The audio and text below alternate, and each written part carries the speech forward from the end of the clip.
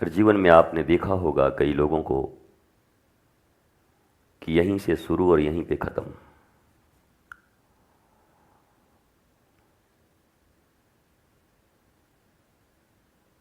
पर मुक्ति का आधान करना वो नहीं होता।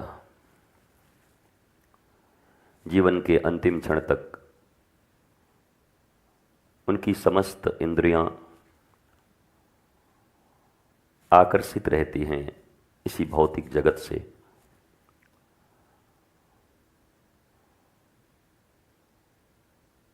अध्यात्म का अर्थ है कि अपनी आत्मा तक पहुंच बनाना। कभी कभी ऐसा लगता है कि अपनी आत्मा को पहचानो, इसका मतलब मैं कुछ और हूं, आत्मा भी कुछ और है। अभी हमारी आइडेंटिटी मन के साथ है। हम मन ही हैं, विचारों का गुच्छा, मन का गुच्छा। इसलिए कहते हैं कि अपनी आत्मा को पहचानो। वास्तव में स्वयं से परिचित होना ही आत्म परिचय है। और चूंकि अभी सत्ता मन की है, तो मन की सत्ता जहां विलीन होगी वहां आप आत्मस्वरूप में खड़े हो जाएंगे। आत्मस्वरूप में आते ही मनुष्य की 100% दुविधाएं, समस्याएं समाप्त हो जाती हैं। आत्मवान हुए, समस्या गई। ऐसे जीवन भर मन के स्तर पर जीते जी 10 समस्या समाप्त करोगे, 10,000 खड़ी हो जाएगी। एक दिन तुम मर जाओगे, पर समस्या जितना लेकर जन्म लिए थे उससे 1 करोड़ गुना ज़्यादा लेकर मरोगे। लाभ क्या हुआ जीवन का? इतनी सी समस्या लेकर आए थे और इतना लेकर मरे। समाधान करना था। हमारे यहाँ सनातन संस्कृति में कहा जाता है कि बच्चा जब माँ के गर्भ में होता है तो बहुत प्रार्थना करता है ईश्वर से कि प्रभु इस बार यहाँ से निकालो, इस बार मैं मुक्ति पाऊंगा।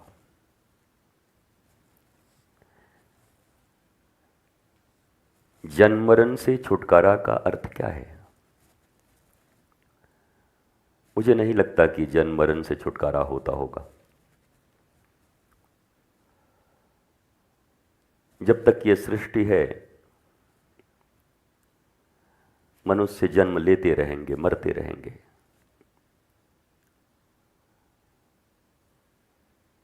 जन्म मरण से छुटकारा का अर्थ यही है, पूर्ण आत्मज्ञानी होकर जीना।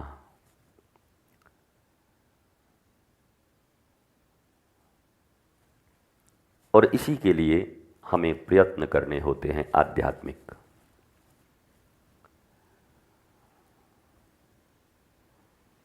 अब जब हम ये कहते हैं कि सत्संग के नाम पर केवल तबले बजते हैं, ढोल बजते हैं, कुछ चौपाइयाँ होती हैं, आधे 1 घंटे के कुछ कथा इत्यादि होकर विश्राम हो जाता है, तब इसे जो अज्ञानी लोग हैं वो इस रूप में देखते हैं कि क्या आप रामचरितमानस के चौपाइयों के विरोधी हैं? क्या आप नहीं चाहते कि भजन और कीर्तन संसार में चले?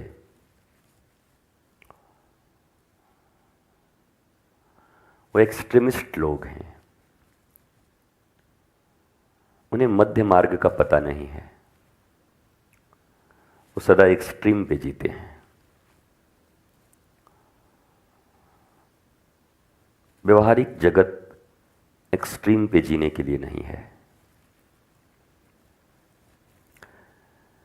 आध्यात्मिक जगत एक्सट्रीम पे जीने के लिए है। एक ही मनुष्य व्यवहारिक जगत में भी जी रहा है और उसी को आध्यात्मिक जगत की भी यात्रा करनी है।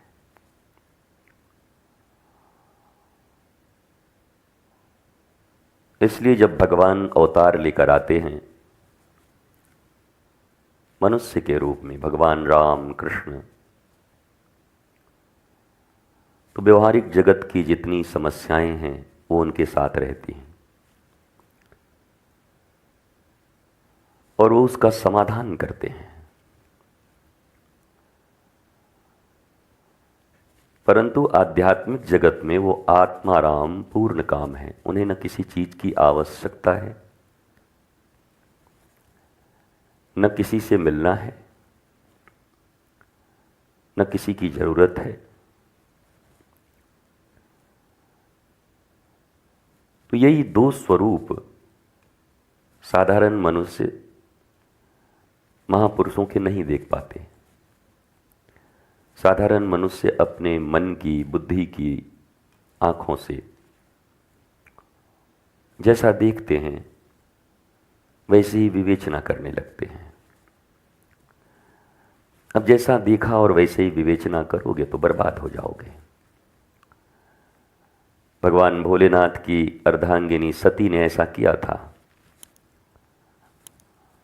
और अगर मानवीय दृष्टिकोण से देखो तो बर्बाद हो गई पूरी तरीके से। जगदम्बा थी, राम जी को रोते देखा, शंका हो गई, अच्छा ये भगवान हैं, ये सच्चिदानंद हैं, ये रो रहे हैं। भगवान भोलेनाथ ने समझाने का प्रयत्न किया था, उन्हें सत्संग ले गए थे अगस्त मुनि के द्वार पर। जीवन में जब कोई घटना होने वाली होती है तो गुरु पहले सत्संग करा देते हैं। बोधवान लोग उस सत्संग से अनहोनी को भी टाल देते हैं। जो मूर्ख होते हैं वो बर्बाद होने के बाद माथा पटकते हैं। भगवान शंकर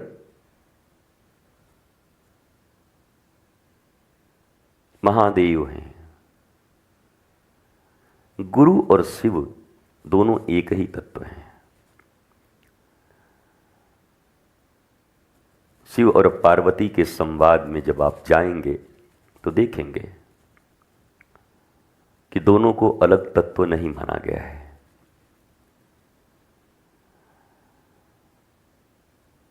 तो गुरुदेव ने पहले सती को सत्संग कराया, लेकिन सत्संग में निष्ठा न होने के कारण भेद बुद्धि, हम भोलेनाथ की पत्नी हैं, हम लोगों से बड़ा कौन है, ये एक बाबा हमको क्या सत्संग सुनाएगा, ऐसी कोई उपेक्षात्मक भाव सती के हैं, जिस कारण से भगवान शंकर तो सत्संग का श्रवण डूब कर करते हैं, पर सती हमारे आपके जैसे चिनिया बादाम खाते हुए, मूंगफली खाते हुए, मोबाइल देखते हुए सत्संग भी चल रहा है। और जब वहां से निकली, भगवान श्री राम मानवीय रूप में लीला कर रहे हैं, सीता का हरण हो चुका है। श्री राम जंगलों में वृक्षों से पूछ रहे हैं,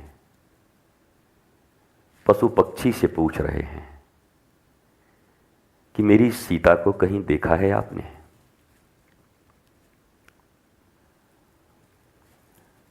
अब आज के कुछ जड़ बुद्धि लोग, जो जिनकी बुद्धि जड़ है, वो कहते हैं बताओ भगवान ऐसे बावले हो गए थे कि हे खग हे मृग मधुकर श्रेणी। अब चिड़िया पंछी और पेड़ कहीं बात करते हैं? ये काहे को भगवान है भाई? ये तो साधारण मनुष्य की तरह भी इनकी बुद्धि नहीं है। तार्किक दृष्टिकोण से अगर हमारे धर्म ग्रंथों को पढ़ा जाए तो 5वां क्लास का बच्चा भी खारिज कर देगा। ठीक ठाक पढ़े लिखे लोग तो ऐसे ही बंद कर देंगे कि अरे भैया ये तो रखो इसको। तुम किसी भी ग्रंथ को उठा लो, किसी पुराण को उठा लो, कोई कथा उठा लो, देवी देवता किसी की भी, 2-4 पन्ने में बुद्धि हरी हो जाएगी। बोलेगा ये क्या लिखा है भाई, रखो इसको। आस्था के नाम पर कुछ लोग मानते हैं कि नहीं नहीं नहीं नहीं भाई भगवान के बारे में लिखा है, अब जैसा लिखा है। जानते नहीं, वो भी सिर्फ मानते हैं। ये लोग भी खतरनाक हैं, मानने वाले भी। न जानने वाले खतरनाक हैं, बिना जाने मानने वाले भी खतरनाक हैं। श्रेष्ठ कौन है? मुट्ठी भर लोग होते हैं। सतयुग, त्रेता, द्वापर, कलिकाल, कुछ गिने चुने लोग होते हैं जो जानते भी हैं और मानते भी हैं।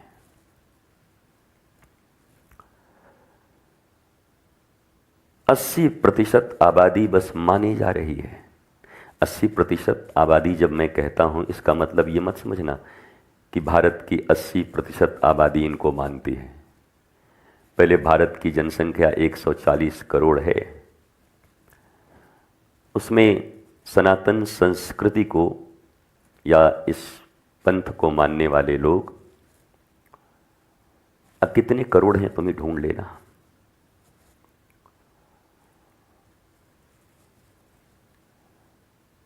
और फिर उसमें भी कितने बटे हैं। हम तो राम को नहीं मानते, हम शिव को नहीं मानते, वो बोलते हैं हम बुद्ध को नहीं मानते, बोला हम महावीर को नहीं जानते, बोला हम उनको। ऐसे ही लोग हैं, ऐसे कुछ कुछ मुट्ठी मुट्ठी भर लोग हैं ऐसे ऐसे कहीं कहीं। अब वो जो मुट्ठी भर लोग हैं उनमें भी कितना क्लासिफिकेशन है। उसमें कुछ अंधे लोग हैं, बस मन मन मन मन मन मन मन मन मन मन मन मन दौड़ रहे हैं। बुद्धि कुछ नहीं है, समझ कुछ नहीं। रोली चढ़ाओ, मोली चढ़ाओ, ठेकेदारी मिल जाएगी। बेल पत्र चढ़ाओ तो परीक्षा में बिना लिखे पास हो जाएंगे। अजीब अजीब प्राणी इस पृथ्वी पर हैं जो पूर्णतः व्यवहारिकता को नकार रहे हैं, विज्ञान को नकार रहे हैं।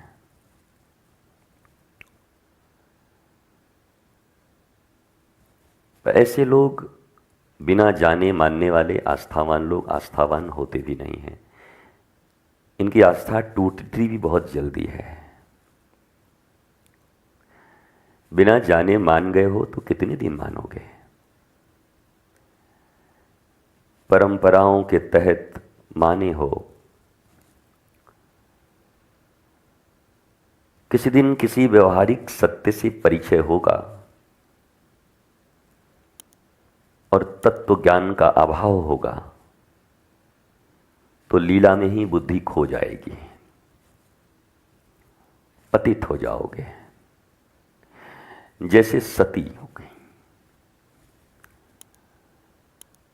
अब किसी माई के लाल का हिम्मत है सती के विषय में ऐसे बोलने का? खड़े हो जाएंगे लोग, हैं भोलेनाथ की अर्धांगिनी के विषय में आप ऐसे बोलेंगे? आप तूतामल हैं, आप बैठे रहिए, हम तो बोलेंगे। हाँ, इतना तत्व ज्ञान हमें जरूर है कि वो शिव की शक्ति हैं।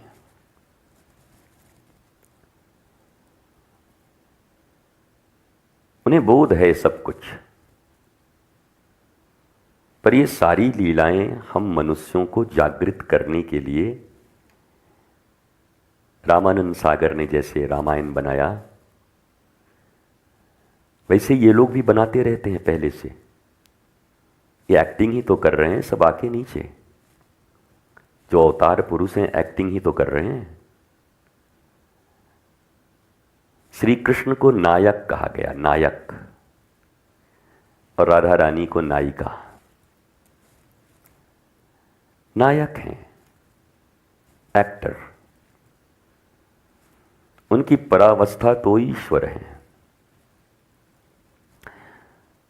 पर संसार के विपरीत परिस्थितियों में धर्म का निर्वहन करते हुए तुम शांति, स्वस्ति और आनंद से कैसे रह सकते हो, इसके लिए वो एक संविधान सेट कर रहे हैं।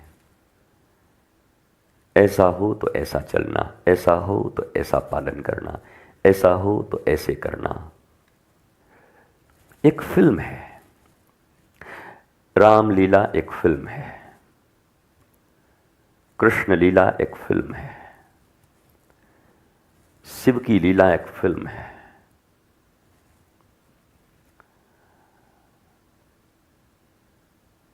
अब इसमें खोट मत ढूंढो। जो मूर्ख हैं वो इन लीला के पात्रों को देखकर उन पर टिप्पणियां करके गाली गलौज करते हुए और अपने आप को वैज्ञानिक और ज्ञानी मानकर मूर्खों से भी पतित जीवन जी रहे हैं। पात्र जो भी हैं, पात्र की मीमांसा होनी जरूरी है।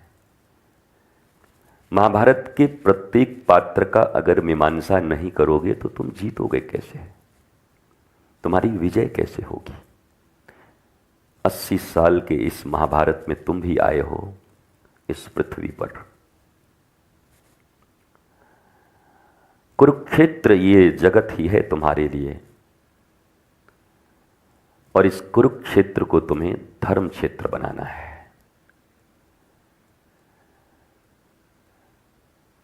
और इसके लिए ही गीता का ज्ञान है तुम्हारे पास।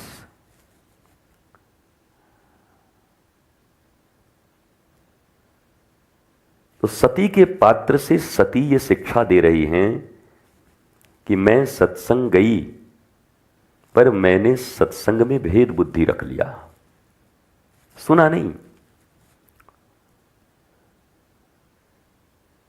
अहंकार ने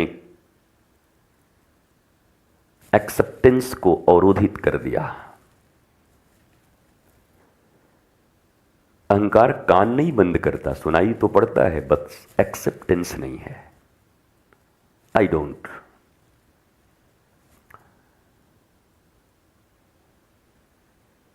तो अगस्त ऋषि के प्रति उनके मन में छोटी भावना आई।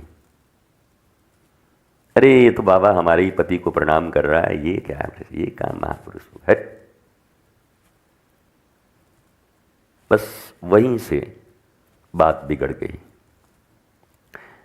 भगवान शंकर तो सुनकर आनंदित हुए और निकलते के साथ ही बोले, जय हो परमानंद प्रभु, क्या लीला चल रही है तुम्हारी। पर सती धोखा खा गई, राम पे संदेह कर लिया, बोला ये भगवान है, ये अवतारी पुरुष हैं, ये पत्नी के लिए पेड़ और पौधा से पूछ रहे हैं कहां पर है पत्नी हमारी।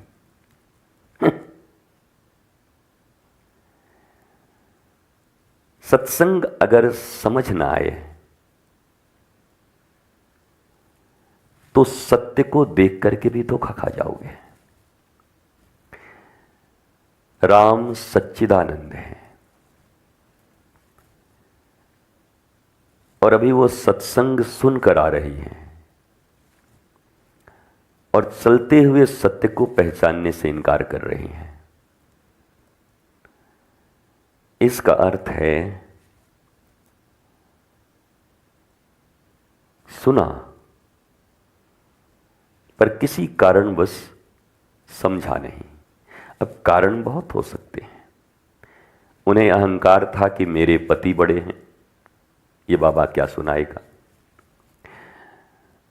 तुम्हारे मन में कुछ और वासना हो सकती है। जिस समय सत्संग चल रहा हो तुम अपनी किसी और ऐषणा में खोए हुए होगे, तृष्णा में खोए हुए होगे, कोई पुत्रैषणा में, कोई वित्तैषणा में, कोई लोकैषणा में खोया रहता है। इसलिए वो शब्द उसके भीतर असर नहीं करते हैं। शब्द ब्रह्म है। ब्रह्म अगर तुम्हारे सामने आए तो तुम्हारी भी तो कोई तैयारी होनी चाहिए। उस सिंहासन पर वो बैठेंगे, सिंहासन बनाया है कि नहीं, दरवाजे खोले हैं कि नहीं। सत्संग शब्द के रूप में ब्रह्म है जो गुरु मुख से निःसृत होती है, पर तुम्हारे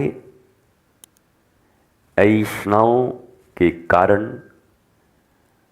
तुम्हारा एक्सेप्टेंस और स्वीकृति, एक्सेप्टेंस को ही स्वीकृति बोलते हैं, और सिंहासन तैयार नहीं रहता, जिससे सुनते हो पर कोई फर्क नहीं पड़ता। कहते हैं चिकने घड़े, कहते ना ये आदमी बड़ा चिकना घड़ा है गुरुजी, इस पर कोई फर्क नहीं पड़ने वाला, महा चिकना घड़ा है ये। थोड़ा आवाज और ठीक होता तो अच्छा होता। घटिया ही है, मैं बस बोल रहा हूं, बैठा हूं तो।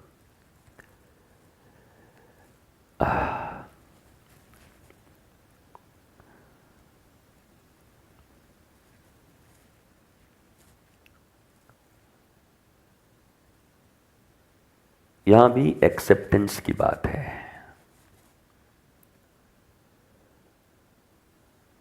जो सुनता है कि ये साउंड ठीक नहीं, वो वास्तव में स्वीकार नहीं करता कि ये ठीक नहीं है। उसके अपने अहंकार, अज्ञानता और अयोग्यता इस बात को मानकर बैठी है कि जो चीज है उसमें सबसे बेस्ट है। इसलिए वो उत्तरोत्तर कभी भी वृद्धिमान नहीं हो सकता। ये सब सती प्रकृति के लोग हैं, जिन्हें शिव की बातों पर विश्वास नहीं है। शिव ने कहा ये कुंभज ऋषि हैं, आओ सती, आज आनंद आ जाएगा सत्संग में। पर सती को शिव पर भी आस्था नहीं है। शिव ने कहा, और अगर सती शिव को ठीक से समझती, ये सब पात्रों की मैं मीमांसा कर रहा हूं, तुम ये मत समझना कि मैं माता सती पर कोई टिप्पणी कर रहा हूं। माता सती जिस पात्र के रूप में आई हैं, उनकी मीमांसा कर रहा हूं। रावण के पात्र की मीमांसा होती है कि नहीं, लेकिन शास्त्रों के अनुसार वो तो भगवान के पार्षद हैं, जय और विजय, रावण और कुंभकर्ण। तो इतना जो जान गया कि ये तो भगवान के ही पार्षद हैं, फिर उनको गाली क्यों देगा वो रावण को। पर देते हो कि नहीं, जलाते हो कि नहीं, तो भगवान के पार्षद को जलाते हो, द्वारपाल को जलाते हो। इसलिए तात्विक मीमांसा अपनी अपूर्ण बुद्धि का जय जयकार चहु ओर हो, इसके लिए प्रयोग मत करना। इसी के लिए हमारे गुरुदेव कहा करते, मरम न जाने धर्म बखाने। आज सती के पात्र पर हम मीमांसा कर रहे हैं। तात्विक रूप से तो जगदम्बा हैं, जगन माता, पर जब इस पात्र के रूप में आई हैं तो उनकी मीमांसा होगी। एक मानवीय रूप में उनकी गलतियां कहां हैं, किन गलतियों का सजा उन्हें कहां भोगना पड़ा, उसकी मीमांसा जरूरी है।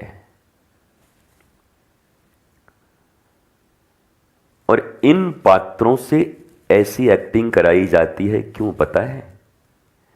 ताकि तुमको ये अहंकार न हो मैं और गलत, जगदम्बा भी गलत, तुम किस खेत की मूली हो। बहुतों को मैं और गलत, तो सती और गलत,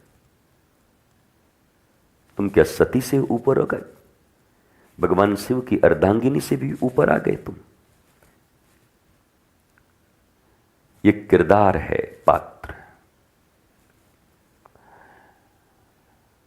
इसमें कभी भी विकृतियां आ सकती हैं। संस्कृति का लोप होते ही विकृतियां हावी हो जाती हैं। संस्कार के लोप होते ही विकार आ जाते हैं। या तो संस्कार से भरे होगे तुम या विकार से भरे होगे, दोनों नहीं हो सकता। जो संस्कार होगा वहां वो विकार नहीं होगा, और जो संस्कार एब्सेंट होगा तुम्हारे लाइफ से वहां वो विकार होगा।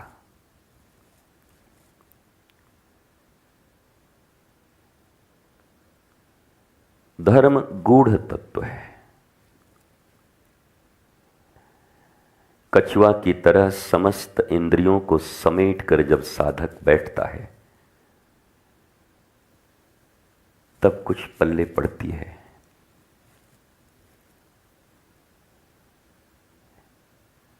उपनिषद के चिंतन, वहां कोई लाखों शिष्य नहीं हुआ करते थे।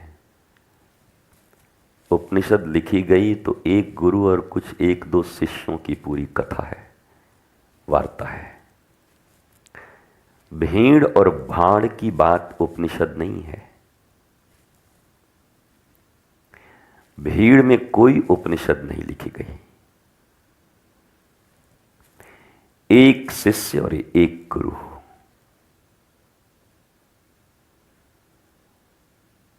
उनके बीच में जो आलाप आलोचना हुआ, प्रश्नोत्तरी हुए, समाधान हुआ, वही उपनिषद के रूप में इस जगत में प्रतिष्ठित हुआ।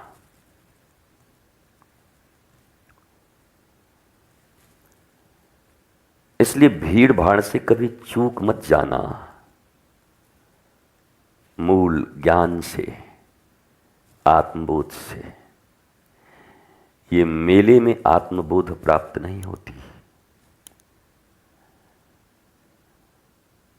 ये तो ऐसे ही किसी टूटी झोपड़ी में, कहीं वृक्ष के नीचे, कहीं टिमटिमाते दीपक के पास बैठे एक गुरु और शिष्य, हृदय के भीतर उठ रही अनंत प्रश्न,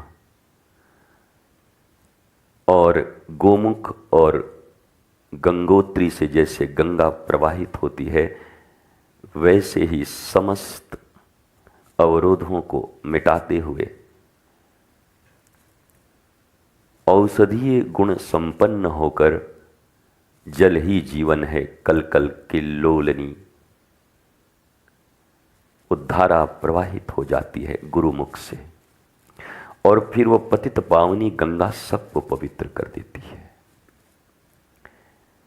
एक गंगा जो गंगोत्री से निकली, उसमें स्नान करने पर ऐसा विश्वास रखते हैं कि हम पवित्र हो गए, और एक गंगा जो गुरु के मुख से निकली, उस गुरुवाणी के गंगा में गोते लगाते ही ऐष्णाएं मिट जाती हैं, अज्ञानता लुप्त हो जाता है। ज्ञानवंत हो, मुक्तानंद जीवन का प्रकाश पाता है मनुष्य, मुक्तानंद है। इसलिए उपनिषद ऐसे ही घटती है।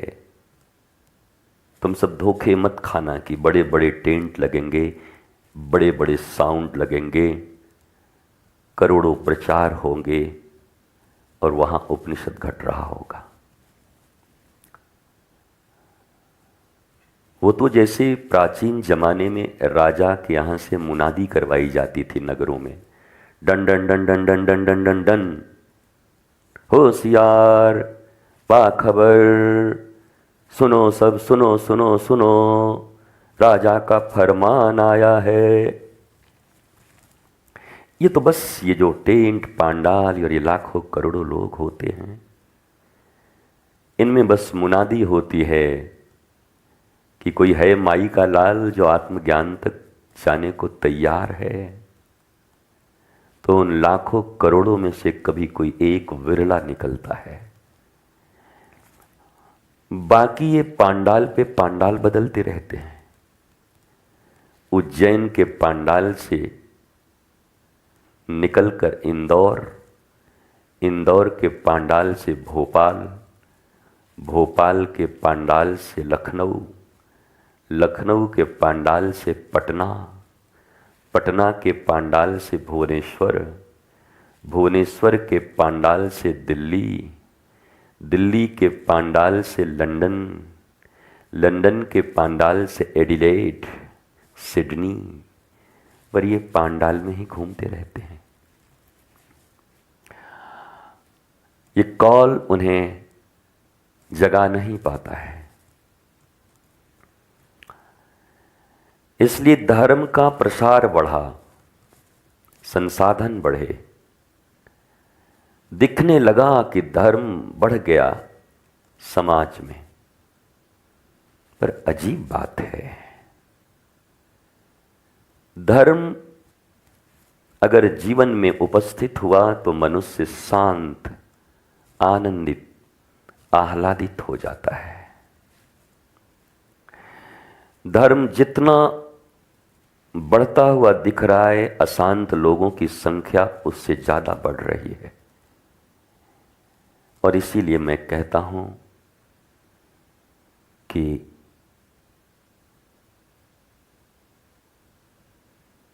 आखिर कोई सीरियल आती थी, मैं भूल ही गया, नाम लेता था मैं, कि ऐसी बात कैसे हो सकती है। ज्यों ज्यों दवा दिया मर्ज और बढ़ती गई, औषधि देते गए और वो मरने लगा रोगी। डॉक्टर पे डॉक्टर बदल रहे हैं और उसकी तबीयत और खत्म होती जा रही है। हॉस्पिटल पे हॉस्पिटल बदल रहा है और वो मौत के कगार पे पहुंच रहा है।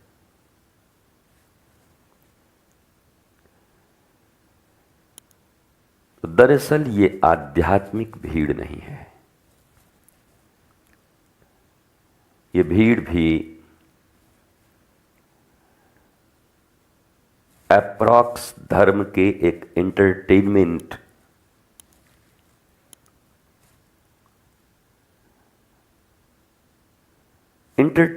का एक साधन है। एंटरटेनमेंट परमानेंट नहीं होता। For time being, matinee show, evening show, night show जो हम लोग बचपन में देखा करते थे, वो कुछ घंटे के लिए होगा। और ये सब भी शोज हैं। Ram Katha show, Bhagwat show, Shiv Puran show, just like matinee show, morning show, evening show, 3 घंटे। वो भी ठीक हुआ तब नहीं, टिकट कटा के आधे में बाल नोचते लोग निकल जाते हैं कि चाट गया ये दिमाग, कौन सी मूवी है यार। तो जो ठीक ठाक 2-3 घंटे नचा पाया, गवा पाया, इधर उधर कुछ बोल पाया, तो आदमी भूला रहा 3 घंटे के लिए। मैं ये नहीं कहता कि बिल्कुल ही व्यर्थ होता है।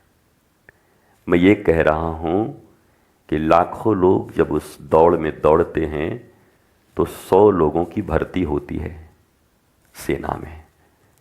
दौड़ते 10 लाख हैं, भर्ती 1200 की होती है। ऐसे ये जो भीड़ दिखती है, इसमें से निकलते कभी कभी कोई, तुम ये न समझना कि चार्टर्ड अकाउंटेंसी के रिजल्ट बहुत टफ हैं, या ये न समझना कि इंडियन एडमिनिस्ट्रेटिव सर्विस के, भारतीय लोक सेवा आयोग के एग्जाम्स बहुत टफ हैं। वहां तो 2%, 3%, 5% भी रिजल्ट है, पर यहां तो युगों में कभी कभी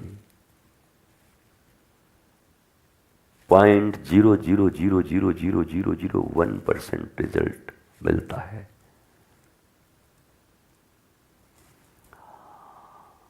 ये इश्क नहीं आसान, बस इतना समझ लीजिए, एक आग का दरिया है और तुम मोम के घोड़े पर चढ़ के इसे पार करना है। बताओ कितनी जुल्म है। आग के दरिया में घोड़ा भी मिला तो मोम का, कम से कम लोहा का दे दिए होते, जलते जलाते पार होते। पर बात ही ऐसी है, मक्खन का घोड़ा है, मोम का घोड़ा है।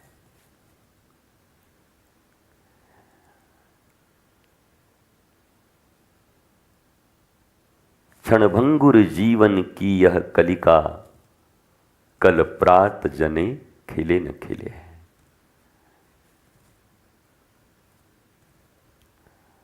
और इसीलिए इसका नाम अवसर प्राप्त सत्संग है।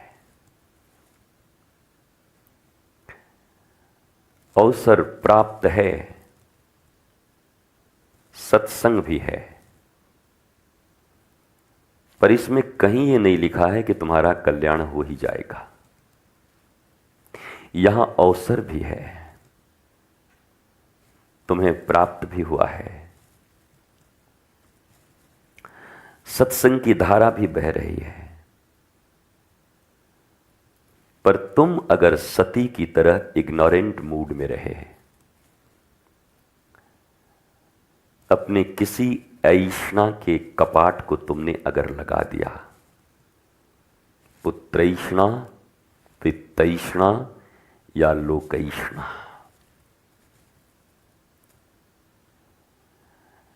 तो फिर ये सत्संग की धारा तुम तक पहुंच नहीं सकती और तुम इस सभा में बैठकर भी अछूते रहोगे। ठीक वैसे ही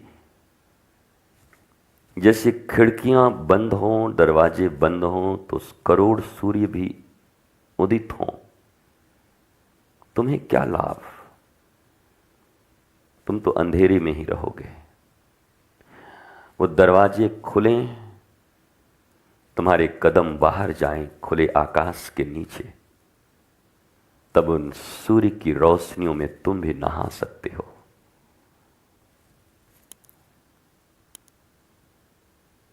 तब तुम भी प्रकाशित हो सकते हो, प्रज्वलित हो सकते हो। इसलिए ये सत्संग केवल एक अवसर है। It's an ordinary opportunity, nothing else. Otherwise, I can say it's an extraordinary opportunity. You have. लेकिन आपको ये डिसाइड करना होगा, निर्णय लेना होगा कि इस अपॉर्चुनिटी को तुम तैयार हो लेने को।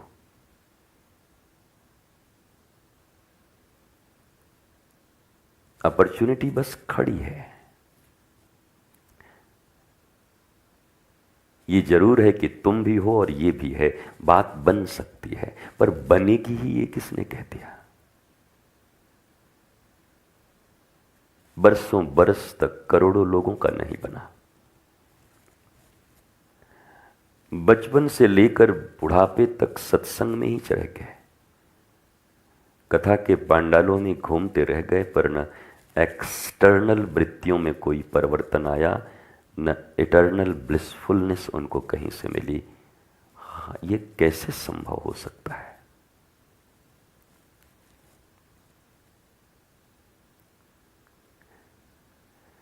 इसलिए हमने कहा था कि गुरु और शिष्य में महान कौन, तो मेरा सदा उत्तर रहा शिष्य।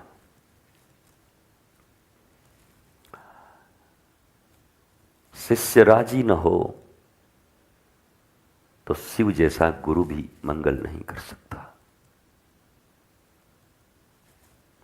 इसलिए महान वो शिष्य है जिसने स्वीकार किया,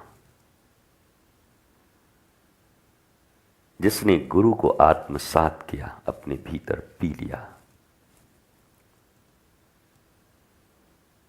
करोड़ों की भीड़ में बिरले सूरमा कोई होते हैं।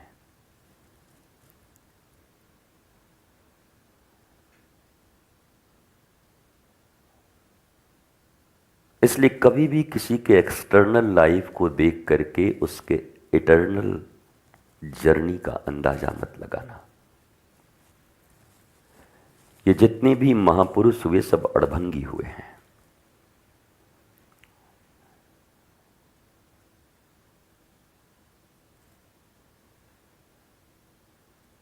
दुर्वासा जैसे महान ऋषि और भयंकर क्रोधी आदमी बाप बाप करे उनके आसपास जाने से कि बाप रे बाप। पर उन्हीं दुर्वासा के संबंध में श्री कृष्ण का यह कहना है कि ये मेरे गुरु हैं। कृष्णम वंदे जगत गुरुम ने भी उनको गुरु माना है।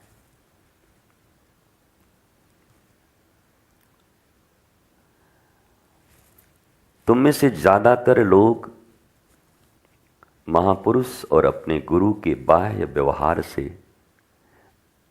विमोहित होकर पथभ्रांत हो जाते हो, पर उनके जीस्ट को लेने का प्रयत्न नहीं करते हैं।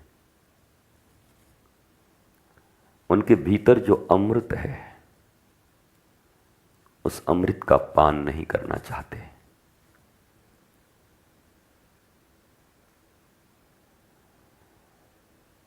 बात बात पे नाराज हो जाते हैं लोग। साधारण पारिवारिक गतिविधियों की तरह, मौसी नाराज हो गई, बुआ नाराज हो गई, फूफा जी भाग गए, जीजा उल्टे पांव निकल गए।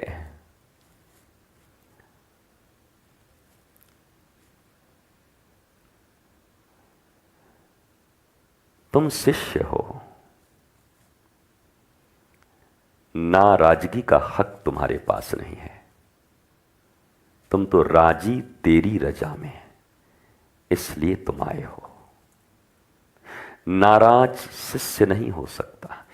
नाराज और शिष्य दोनों विलोम हैं, अलग अलग। कभी कभी कितनी अपूर्ण भाषा का हम प्रयोग करते हैं। गुरुजी, आपका परम शिष्य आजकल आपसे नाराज चल रहा है। कैसा बेकार आदमी है, कैसी व्यर्थ जीवन जिया इसने आज तक, इतना सा भी खबर नहीं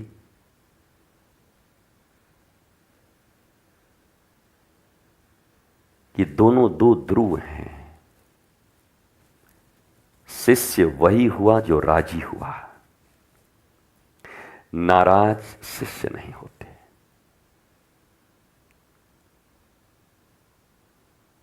इसलिए ये कॉन्सेप्ट क्लियर कर लो। तुम भी इसी संसार में रहते हो। कभी कोई ऐसा बोलता हुआ मिल जाए तो जैसे छोटे छोटे बच्चे तोतली भाषा में कुछ ऐसी बातें करते हैं ना कि हंसी आ जाती है, तो हंस लिया करना। कोई कहे गुरुजी वो आपके पक्के शिष्य हैं, आजकल नाराज हैं, तो मुस्कुरा जाना थोड़ा कि तोतली भाषा बोल रहा है, बच्चा है। क्योंकि इसको पता ही नहीं कि नाराज राजी नहीं हूं और शिष्य भी हूं, तो हाउ इज इट पॉसिबल? ये दुनिया का सबसे असंभव बात है।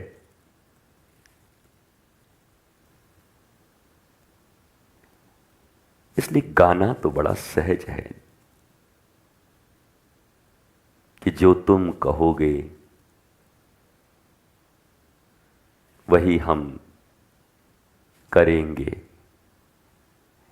जहां नाथ रख दोगे वहीं हम रहेंगे।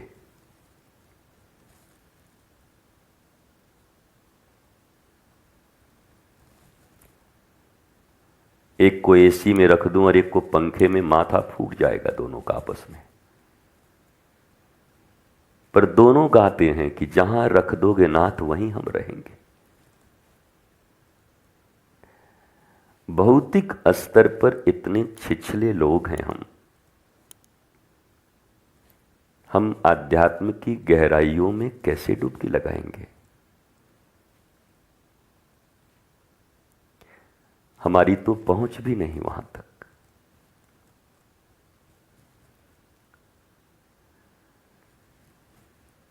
तुम निराश मत होना इसे सुनकर, क्योंकि श्री कृष्ण ने निराश अर्जुन को अभ्यास के द्वारा सरस बना दिया था। गीता का सार है अभ्यास और वैराग्य। गीता का सार दुकानों में लिखा हुआ, तुम क्या लेकर आए थे और क्या लेके गए, और सारा गोरख धंधा वहीं होना है और वहीं गीता का सार लिखा हुआ है। हर जगह दुकानों में टंगा है गीता का सार। और श्री कृष्ण की वाणियों का तार तार हो जाता है वहीं पर, उसी दुकान पर। इसलिए गीता का सार केवल एक शब्द में है, अभ्यास। गुरु के बताए मार्ग पर निरंतर अभ्यास, यह है सार।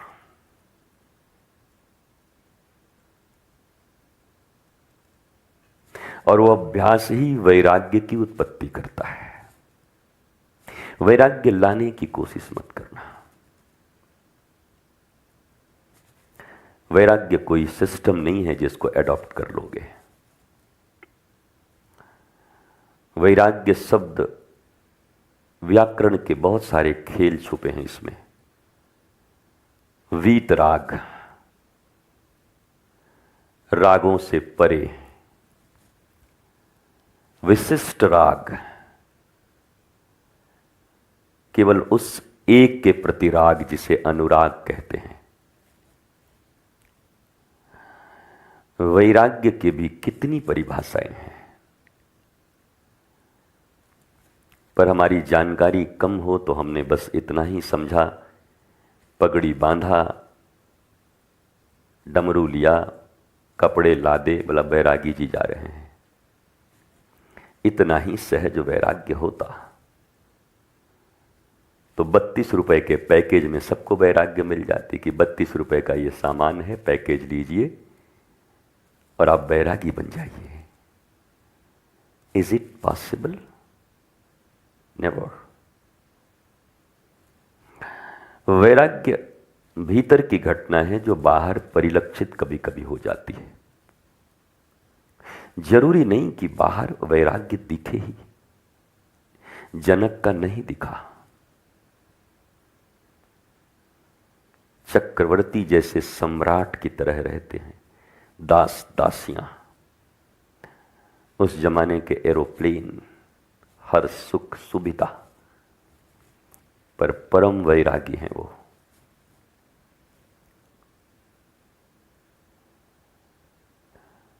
पुंडरीक विद्यानिधि, श्रीमन महाप्रभु के जमाने की घटना। पान खा के बढ़िया नृत्य देखते हैं ऐसे सो करके। और महाप्रभु जिनको भेजते हैं उनको देख करके बोलते हैं, छी छी छी छी छी, वैष्णवता समाप्त कर दिया हमारा। जबकि वो परम वैरागी थे, पर पान खा के बैठे थे, नृत्य हो रहा था, और मसनद लगा के ऐसे देख रहे थे। सो महाप्रभु के शिष्यों ने धोखा खाया। फिर महाप्रभु ने क्षमा नहीं किया उन शिष्यों को। एक शर्त लगाई कि उन्हीं से दीक्षा जाके लो, अब उनकी चाकरी करो तो तुम्हें क्षमा मिलेगा। जो सीनियर बन के गए थे फिर उनको उन्हीं से दीक्षा लेनी पड़ी। पुंडरीक विद्यानिधि। जरूरी नहीं कि वैराग्य बाहर दिखे ही, और जरूरी नहीं कि जो वैराग्य बाहर दिख रहा है वो वैराग्य हो ही। ये सब भीतर की घटना है और कोई प्रमाणित नहीं कर सकता। एकमात्र तुम ही हो जो प्रमाण दे सकते हो। Honesty is the best policy. Self honesty चाहिए यहां। गुरुजी को देखे तो ईमानदार बन गए, गुरुजी के आंखों से हटे तो बेईमान के बाप बन गए। ये कैसी ईमानदारी है, कैसी प्रामाणिकता है।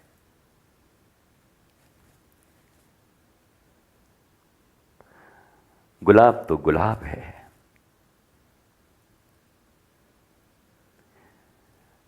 पाकिस्तान के लाहौर में भी खिले तो सुगंध ही देगी, और अयोध्या में भी खिले तो सुगंध वही देगी। उसकी खुशबू तो वही है। वो बीजिंग में भी वैसा ही खुशबू देगा।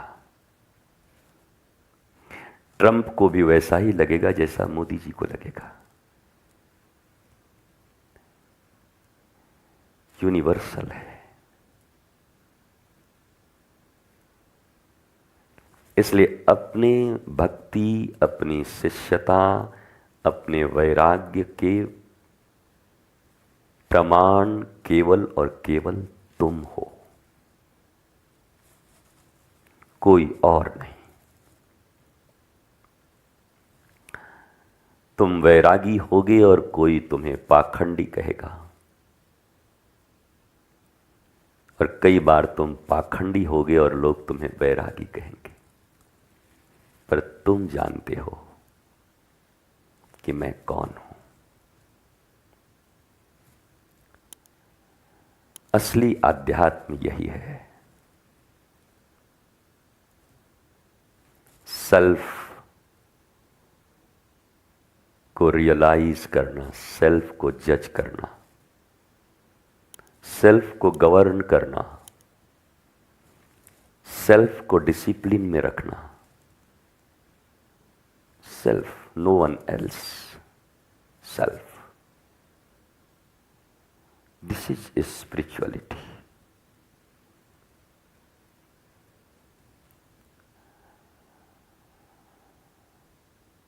मुझे विश्वास है कि आप सब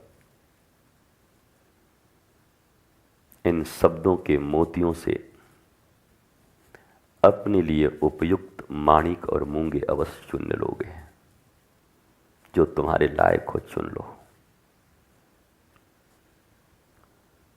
जरूरी नहीं कि सब तुम्हारे ही काम आए, पर जो आए वो चुनते जाना।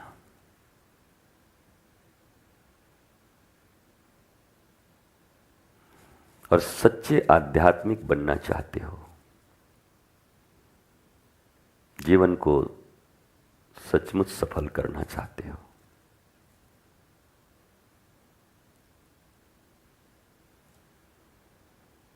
तो कहते हैं ना, गुरु शिष्य का संबंध। संबंध शब्द भी गुरु शिष्य के बीच नहीं आता। संबंध नहीं होता, कोई संबंध नहीं होता।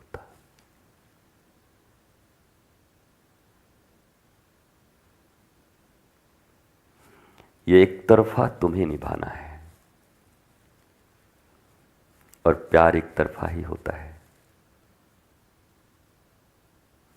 हम किसे प्यार करें इस पर थोड़ी रोक हो सकता है, पर हम प्यार करते हैं तो तुम भी करो, ये तो हिंसा है।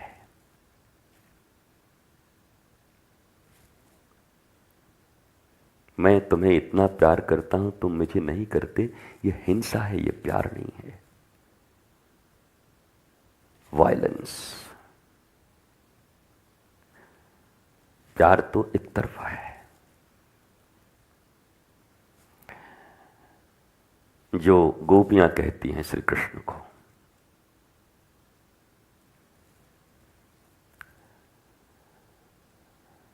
वो श्लोक भी मैं भूल गया,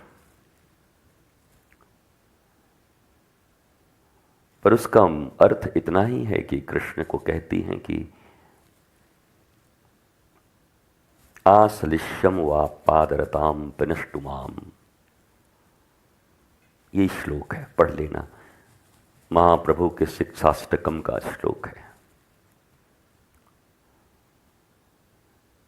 पर तुम मुझे गले लगाओ या लात मारो, मेरे ही सामने मेरे अच्छे कर्मों पर भी मुझे धिक्कार दो, और जिसको मैं जानता हूं कि महा आलसी बेईमान है उसको पुरस्कार दो।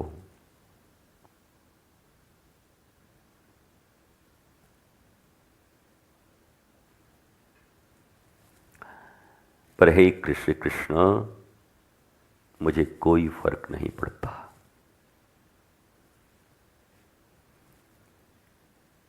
क्योंकि मम प्राणनाथस्तु स एव ना परः।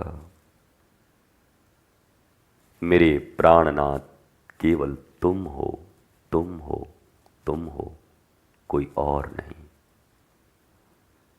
This is the elixir of love. प्रेमामृतम कहते हैं ना, प्रेमामृत। ये प्रेम का, प्रेम तो स्वयं में ही अमृत है, पर प्रेम का भी अमृत सार ये है। इसलिए मेरे प्यारे बच्चों, कभी चूक मत जाना। जीवन में कभी कोई गुरु मिले, संबंध मत निभाना। राजी और नाराजगी का खेल मत खेलना। उम्र चूकती जाती है, श्वासें धोखा दे रही हैं, धड़कन ये निनाद कर रहा है कि अब तुम जाओगे, सावधान सावधान। ये धड़कता है तो कहता है धक धक धक धक धक धक धक धक। ये बार बार कहता है कि अब टाइम हो रहा है।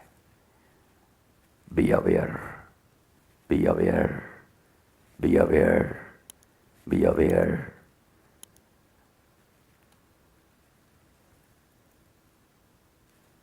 एक ही शब्द जीवन में रखो, राजी, तेरी रजा में।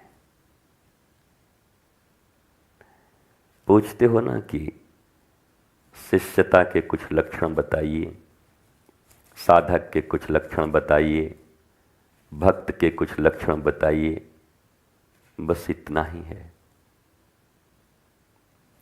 वो भी अगर तुम्हें लगता हो कि तुम्हें अमृत मिलने वाला हो, तब नहीं, टाइम मत गंवाना।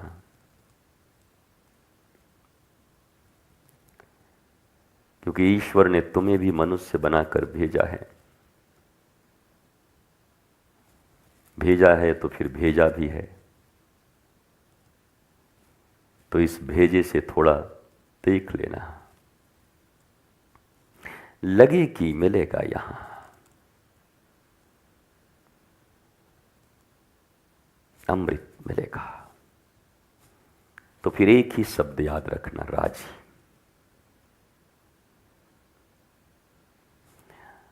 और न लगे तो कॉम्प्रोमाइज की जरूरत क्या है।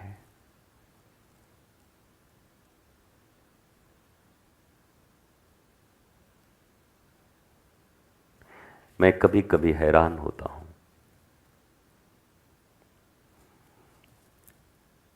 इतने बड़े मोती और माणिक पाने के स्थान पर हम कैसे अबुद्धों की तरह जी रहे हैं। छोटी छोटी बातें, छोटे छोटे आलस्य, कुसंस्कार हमें उस महान धन से वंचित कर रही है।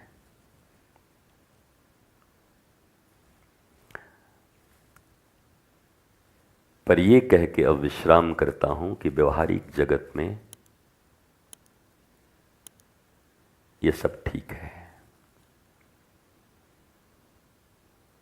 व्यवहारिक जगत में अगर बॉस अपने सबऑर्डिनेट को ऐसे देख के कहे कि आप ही परमात्मा हैं, अब जो हो, तब तो लंका लगा देगा बॉस की कुछ दिन में, फैक्ट्री की।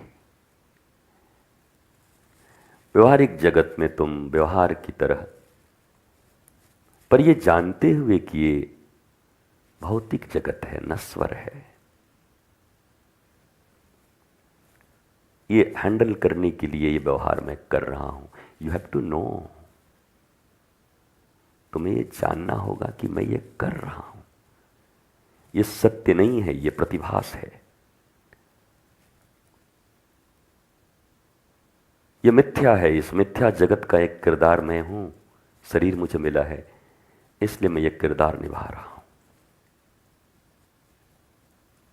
अगर जगत में रहना है तब, अगर हिमालय जाना है तो फिर ये जो पहली वाली बात कही, राजी रहो।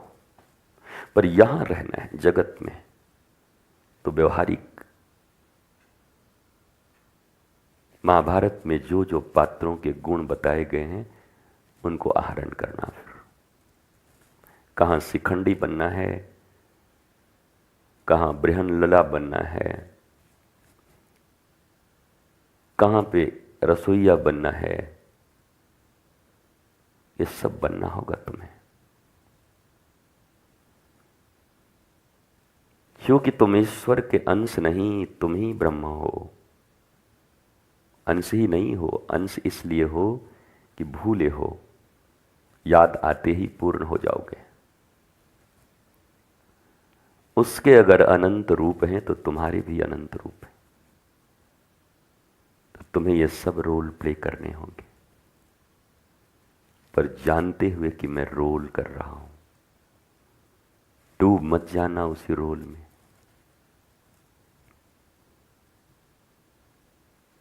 कुली फिल्म बन रही, अमिताभ बच्चन कुली बनाए और इतना भूल जाए कि रोने लगे कि अब शाम को कहां से खाएंगे।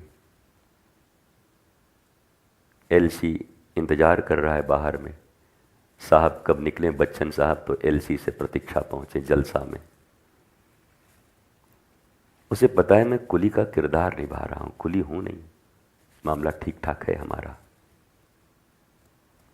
तो आपको भी अपने किरदार को बस याद रखना है।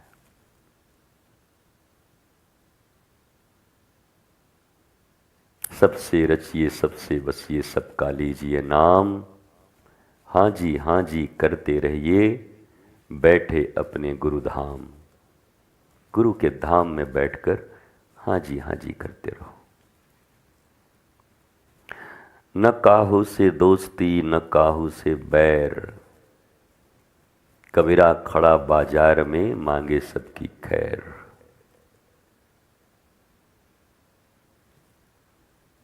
वो कबीर थे इसलिए सबकी खैर मांग रहे थे। तुम चूक मत करना कबीर की तरह, तुम तो इस बाजार में खड़े होकर अपनी खैर मांगना। कबीर की कॉपी करने लगते हैं कि हम तो सबका खैर मांगते हैं, खुद का तो खैर कर ले। कबीर ने पहले खुद का खैर किया, तो अब बाजार में खड़े होकर के सबकी खैर मांग रहे हैं। तुम्हारा तो खैर का पैर ही नहीं है, गायब है।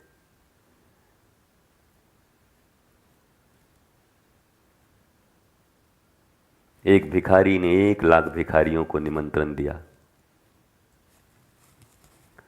भिखारी बोला आज हमारे यहाँ भंडारा है। भिखारी के पास कुछ था ही नहीं। भिखारी आए, कहाँ है? बोला आइए आइए, निमंत्रण है। क्या? चलिए एक साथ भीख मांगने चलते हैं। क्या करेगा भिखारी? भी भीख का स्थान ही तो दे सकता है कि हमारा वो जोगेश्वरी वाला जो स्थान है मुंबई वाला, 1 घंटे के लिए मैं देता हूँ, जाओ तुम मांगो। भिखारी कभी कुछ नहीं दे सकता।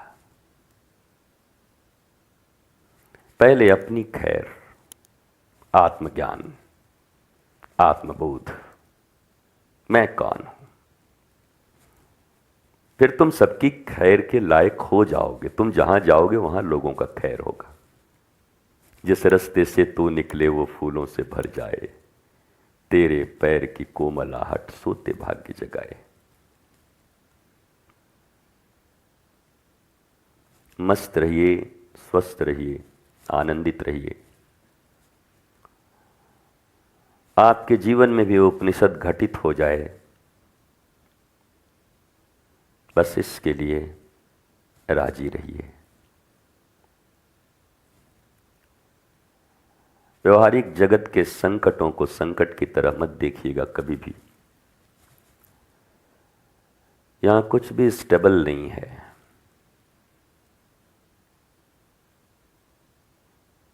और ये सारे लोग इसीलिए मर रहे हैं कि महाराज जी बस एक बार सेटल हो जाएं। जहां सब कुछ अनस्टेबल है वहां तुम सेटल हो रहे हो। नश्वर जगत में कोई सेटल हुआ है आज तक? सेटलमेंट, ये सब सरक रहा है। इसका नाम है संसार। संस्कृत में संस्कृति इति संसार, जो धीरे धीरे सरक रहा है उसको संसार कहते हैं। मुट्ठी में पड़े चिकने रेत की तरह मुट्ठी बंद रह गई, खोले तो रेत गायब है। मुट्ठी में एक आदमी पानी ऐसे बांधा, हम जल को कहीं नहीं जाने देंगे। 10 मिनट के बाद खोला तो जल गायब है। सरक रहा है सब कुछ। यहां कुछ भी स्टेबल नहीं होना है। सेटल जहां होना है वहां हो जाओ। उस परम ज्ञान में, परम बोध में, वहां सेटल। यहां अनस्टेबिलिटी का आनंद लो। व्यवहारिक जगत में सब मिट रहा है, देख के आनंद लो। अच्छा वो भी गया, गुरुजी देखिए मेरे साथ ही धोखा कर दिया, आनंद लो। गुरुजी हाँ आपने कहा था ना सब सरक रहा है, हाँ सब अनस्टेबल हैं, बोले ये भी गया। ये प्रमाणित कर रहा है कि तुम संसार में हो जहां सब कुछ सरक रहा है।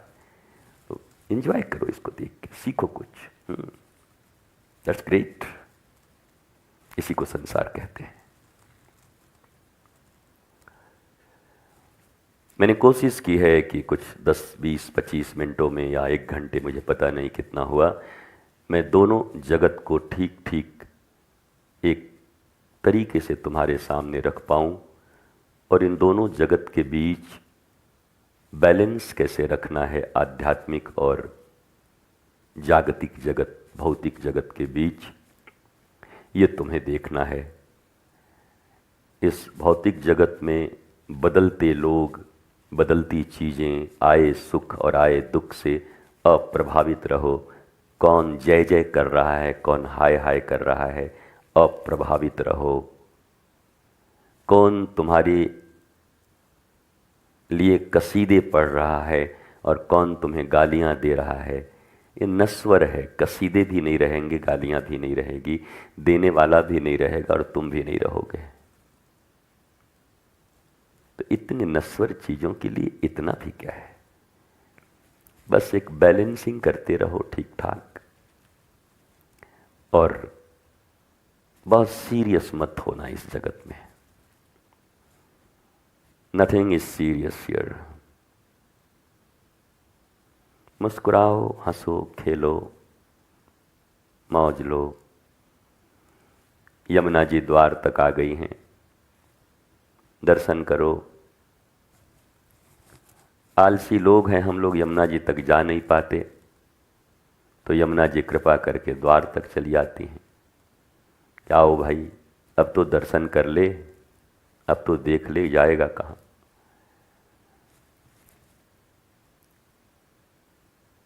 ब्रज का आनंद है, ब्रज की महिमा है। ये सब यमुना जी का ही स्थान है जहां हम लोग बैठे हैं। किराएदार हैं, हम सब बैठे हैं, कागज में मालिक बन के बैठे हुए हैं। किसी दिन माता का मन हुआ तो सारा कागज डिलीट हो जाएगा, जगह ही नहीं रहेगा तो कागज क्या बना के रखोगे। तो जगह उनका है, वो सैकड़ों वर्षों बाद भी वापस आती हैं अपनी जगह पर। नदियां अपनी जगह ढूंढती हैं, 100 वर्ष बाद आएंगी उस जगह पर जहां से वो निकली हैं। यहाँ तो खेल चल रहा है, बांगर खादर, खादर 50 गज, बांगर 20 गज, बांगर 1, बांगर 2, खादर 3, खादर 4, यहाँ पकड़ लो वहाँ पकड़ लो। यमुना जी कही कि आओ बेटा, सब खादर हमारा है, हमारे खादर को तू खादर, अब हम खा गए, अब तू दर दर फिर जा। खादर, मैंने खा लिया अपना जगह, अब तू दर दर। अतिक्रमण मत करो नदियों की जगह को। प्रकृति ने बहुत रंग दिखाए हैं, खेल दिखाए हैं। पंजाब से लेके हिमाचल तक चारों तरफ विभीषिका है, हर बार होती है। प्रकृति का एनक्रोचमेंट मत करो। तुमको दिन लगते हैं, साल लगते हैं, ईंट मंगाओ, बालू मंगाओ, सीमेंट मंगाओ, मिस्त्री लगाओ, हड्डी तोड़ तोड़ के पैसा कमा के मकान बनाओ, और एक कई दिन वो आएंगे और तुमको बराबर करके चली जाएंगे। कैसा लग रहा है बेटा? जैसे स्लेट में डस्टर से पोंछ देते हैं। प्रकृति ऐसे ही करती है। बड़े बड़े रोड बनते हैं पहाड़ों में, बहुत बड़े बड़े रोड बना रहे हैं, वो एक दिन गिर करके सब रोड राट सब एक में मिल जाती, खत्म। जहां रोड बनाना है वहां बनाओ, समतल एरिया में रोड बनाओ, पहाड़ को पहाड़ों की तरह रहने दो, और पहाड़ में रहने का शौक है तो पैदल रहो। वहां का इतना बना रहे हो, छोड़ेगा वो पहाड़? एक दिन सब पहाड़, अपना हाड़ गोड़ नहीं बोलते कि हाड़ गोड़ सब उसी में रह जाएगा। मत छेड़ो प्रकृति को, मत छेड़ो। हमने यही कोशिश की जब आश्रम बन रहा, एक पेड़ मत काटना, लता पता मत काटना। कोशिश करते हैं ओरिजिनल तरीके से रहने के लिए। और हमें तो प्रतिदिन ये जगत छूटता हुआ दिखाई ही पड़ता है, मैं प्रति क्षण महसूस करता हूं। हर क्षण ये सरकता हुआ दिखता है सब कुछ। इस भौतिक जगत से दूरी दिखती है। सब कभी का एक स्वप्न ही दिखता है मुझे ज्यादातर। ये सब स्वप्न, जैसे स्वप्न में मैं हूं। ठीक है, स्वप्न ही है तो चलने दो, टूटना तो है एक दिन। ऐसे ही देखा करो इस जगत को। खुश रहिए, मस्त रहिए, आनंदित रहिए।